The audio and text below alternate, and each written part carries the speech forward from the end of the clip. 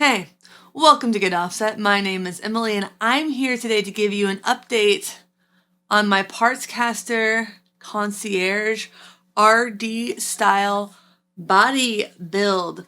The biggest question with this guitar that I posed to all of you when I first got it was how should I finish it? And I'm going to get to that in just a second.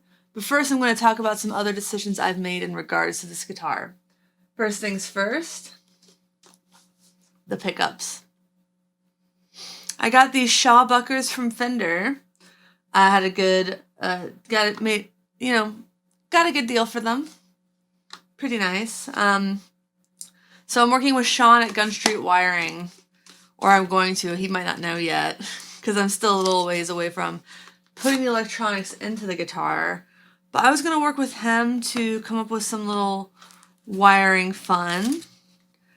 Probably nothing too major. It is a four wires on the humbuckers, which means I would be able to do things like splitting the single coils, which I probably will do.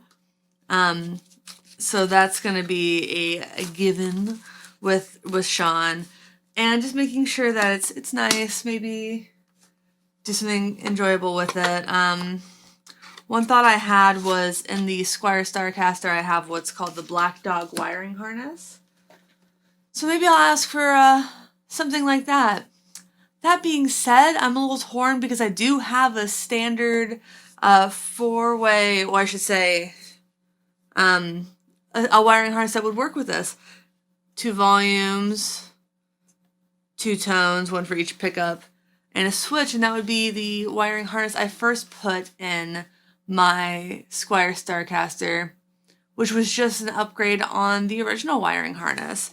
So, maybe I should consider saving myself a little bit of money there. But I'm not entirely confident that that would work, just because in the Starcaster, the toggle goes up through the body. It's a semi-hollow with the rest of it. And in this, it's going to require fishing through some holes in the routing. So, maybe that wouldn't work. I'll talk to Sean. So, reminder of the things I already had. I already had a bridge. I already had, the string ferrules. Plates for both of these, and a pick guard. So that's, the bulk of the hardware I already have. So I'm really pleased with that. Again, that's all from Partscaster Concierge. The other big question was what kind of neck should I put on it? I opted for this roasted maple neck with a 12-inch fretboard radius, jumbo frets. It says Stratocaster on it. I have tuning machines for it. Let's see. I haven't actually tried to see if it fits yet. Oh yeah, that's perfect. Yeah. So it's gonna look something like this, but with color. Which leads me to color. A lot of you said, and I tended to agree with you, I shouldn't just paint this. I should not cover up the grain in this wood. It's really beautiful. It truly is. But, I wanted to have still a fun color. So I remembered my first Partscaster that used a stain. I shouldn't say I used a stain. I really wanted to get that nice dog hair finish on a guitar, and I did. I got a Partscaster kit kind of thing for a Mustang build that had mahogany. So this is not mahogany. This is ash, I think. But what those two woods have in common is they have a deep grain. So you could stain the guitar one color, and you could fill in the grain with another. And in guitar world, we call that dog hair. And in most of the other woodworking world I've seen, you call it a ceruse or limed finish. So I've done that before. It's been a couple years. But what I did instead for that build, I really wanted a purple Mustang. So what I did was first I tried some wood dyes, because I would get red, I would get blue. I'm like, I can make purple. Turns out purple's one of the hardest colors to mix. And I was really having a hard time finding a wood dye or a wood stain that was purple. Hi, Carrie. Bye, Carrie. She wanted to announce her departure because apparently this is an airport. Whatever.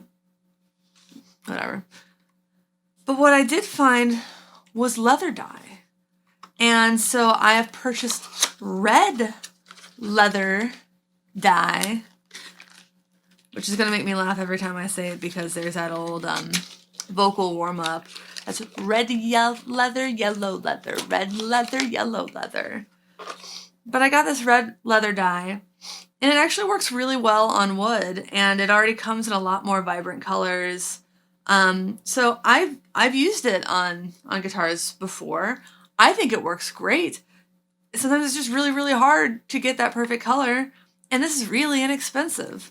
So I got my leather dye. It comes with this little applicator. So I'm going to do a separate video of the finishing of this guitar, at least for my patrons at first. So check out patreon.com/getoffset to maybe see me do this before I put it on the actual YouTube. I do want to eventually put it on YouTube because I think it would be helpful.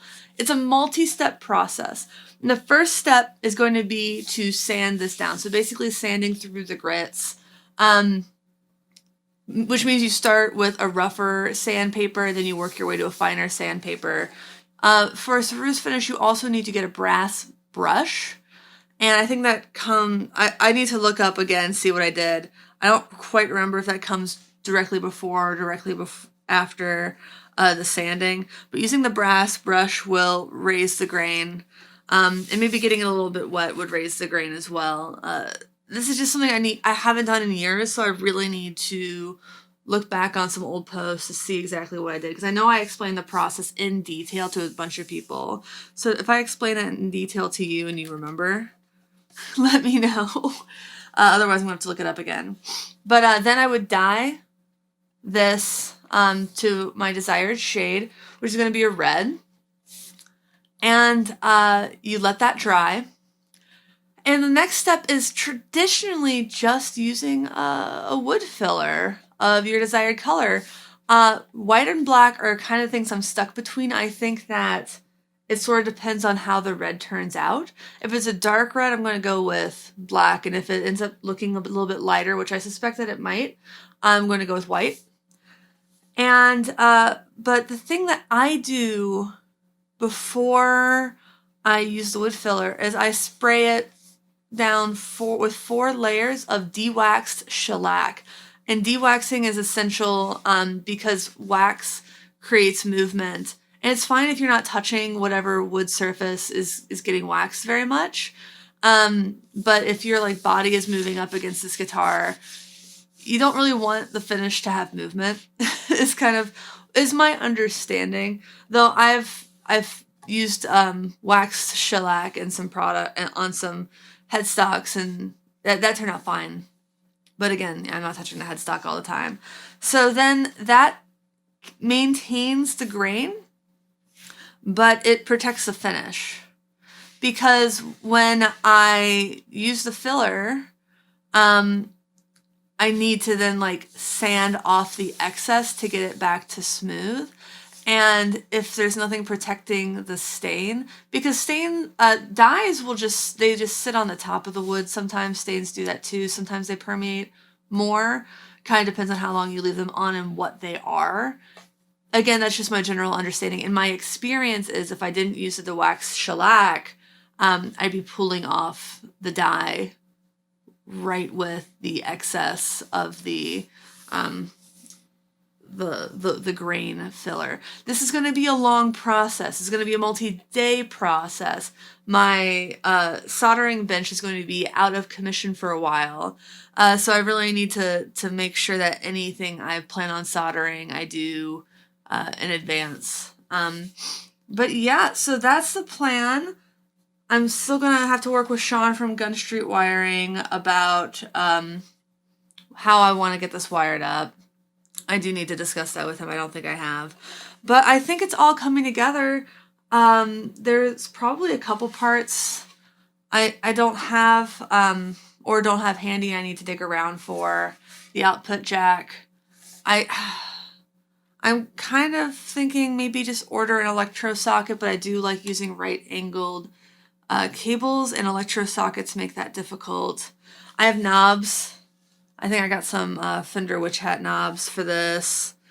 I do have a neck plate somewhere. I have a bunch of extra neck plates.